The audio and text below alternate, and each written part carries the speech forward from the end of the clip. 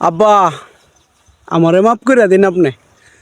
জীবনে যে কত ভুল করছি আপনার কথা না হইন না। আপনি যে আমারে কইতেন বাবা রে এখন তো বুঝোস না, একদিন বুঝবে। আজকে বুঝতাছি আব্বা, আপনার কথা না হইন না। সারা জীবন ভরা মনে করেন আমার ফুটকি আতাইতে আতাইতে দিন যাইব। তা আব্বা আপনি আমারে মাফ করে দিন যে এখন কত হইছে।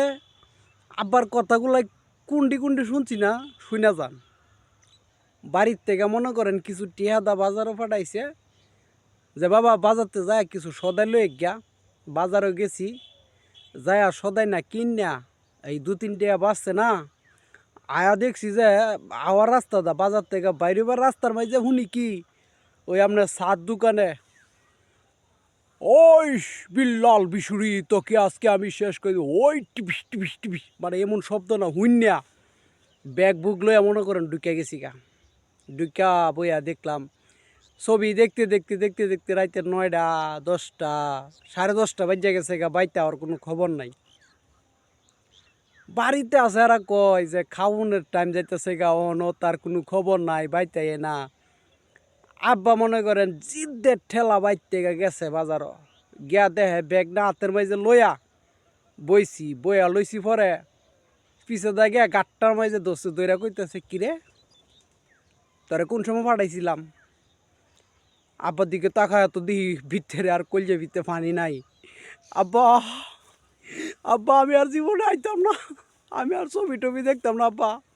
আব্বা নিতা হুনে দিছে 4-5টা ইচ্ছা মতো মনে করেন চোখদা ফানি টানি বাইরেছে, কানছি। কান্দার রান্দার পরে বাইতেছি, বাইতে হওয়ার ফলে তো মনে জানেন কত কত ধরনের বাটাম বুটাম দেওয়ার কম দিচ্ছে।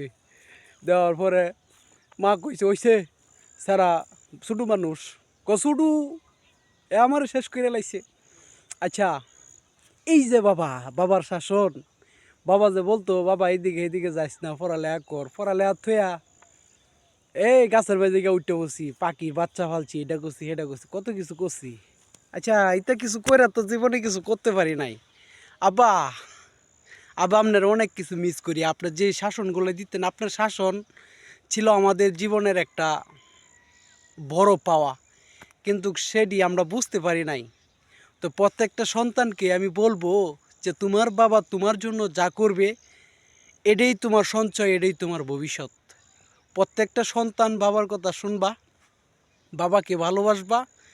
বাবা যেই বাবা তোমাকে জন্ম দিয়েছে সেই বাবা কখনোই তোমার জন্য খারাপ কিছু চাইবে না। বাবা তোমাকে আমি অনেক ভালোবাসি, বাবা তোমাকে আমি অনেক স্মরণ করি। 2013 সালে ডিসেম্বর মাস 16 ডিসেম্বর আমার বাবা এই দুনিয়া ছেড়ে চলে যায় পরকালে।